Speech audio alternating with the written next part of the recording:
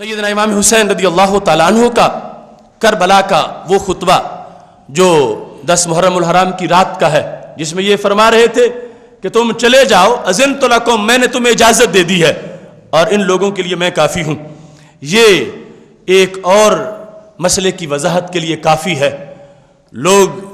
یہ بھی پوچھتے ہیں کہ حضرت سیدنا امام حسین رضی اللہ تعالی عنہ اگر حق کی خاطر گئے تھے، جہاد کے لیے گئے تھے، تو پھر فوج منگوا لیتے وہاں پہ اور کوئی مقابلہ ہوتا، پھر چند ساتھیوں کو ساتھ لے کے لڑنا کیوں شروع کر دیا تھا؟ تو میں نے کہا کہ تم حسینی جذبے کو سمجھے ہی نہیں ہو اور تم فکر حسین کو سمجھے بغیر فکر حسین کے فیصلے کرنے کے تم نے سلسلے شروع کر دیے ہیں. فرمایا جو شخص اپنے موجودہ ساتھیوں کو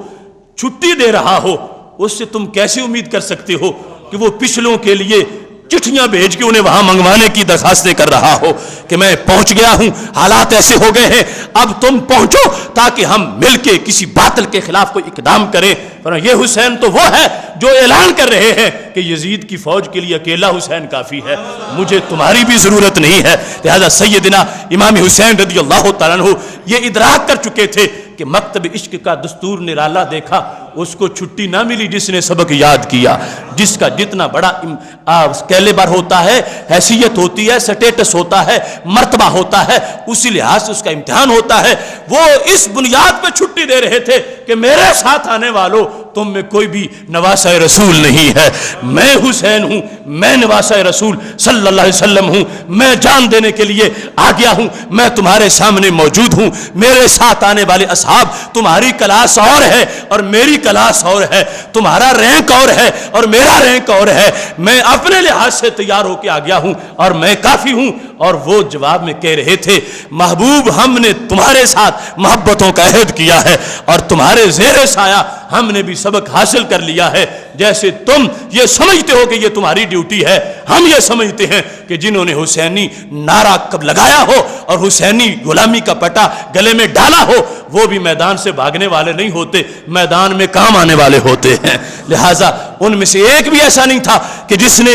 چھٹی قبول کی ہو اور چلا گیا ہو، اور سارے ساتھ موجود رہے. رات کو وعدے کر رہے تھے، اعلان کر رہے تھے پڑے گی ضرورت تو دیں گے ہم لہو کا تیل چراغوں میں جلانے کے لیے. اور صبح کربلا کی دھرتی پر ان کا بہتا خون اعلان کر رہا تھا ہم سے خجل ہے چاند تاروں کی روشنی، بیٹھے ہیں خون نے دل سے چراغاں کیے ہوئے. سیدنا امام حسین رضی اللہ تعالی عنہ کے روشن اصولوں نے وہاں بھی اسلام کا جھنڈا اونچا کیا اور قیامت تک کے لیے ان ضابطوں نے اسلامی راہوں میں چلنے والوں کو، اسلامی تحریکوں میں کام کرنے والوں کو، غلبہ اسلام کی خاطر تڑپنے والوں کو حوصلہ بخشا، آندھیوں میں چراغ جلانے والوں کو تسکین عطا کی اور ظلمتوں کا سینہ چاک کر کے دنیا میں نور پھیلانے والوں کے لیے انہوں نے حوصلہ دیا اور اپنی طرف سے یہ سبق دیا کہ تم میں سے کون ہے کہ جس کا سینہ وہ ہو کہ جس پہ بوسے نبی علیہ السلام نے دیے ہوں. تم میں سے کون ہے کہ جس کو حضرت زہرا کا بیٹا کہا جاتا ہے؟ اے قیامت تک آنے والے مجاہدوں، تم میں سے کون ہے کہ جس کو حضرت علی رضی اللہ تعالیٰ عنہ کا فرزند کہا جاتا ہے؟ میں وہ حسین ہوں کہ جن کو لوریاں نبوت نے اپنی گود میں دی ہیں. میں وہ حسین ہوں جن کی رگوں میں خون رسول اللہ صلی اللہ علیہ وسلم کا ہے. میں وہ حسین ہوں مسجد نبوی شریف کے ممبر پر بیٹھوں تو صحابہ کی کتاریں ہاتھ چومنے کے لیے کھڑی ہوتی ہیں. میں وہ حسین ہوں کہ جن کی امی کی چکی پیسنے کے لیے فرشتے آتے ہیں، لیکن جب اسلام کو ضرورت پڑی ہے تو میں نے اپنے بدن کی پرواہ نہیں کی، اسلام پر سب کچھ قربان کر دیا ہے.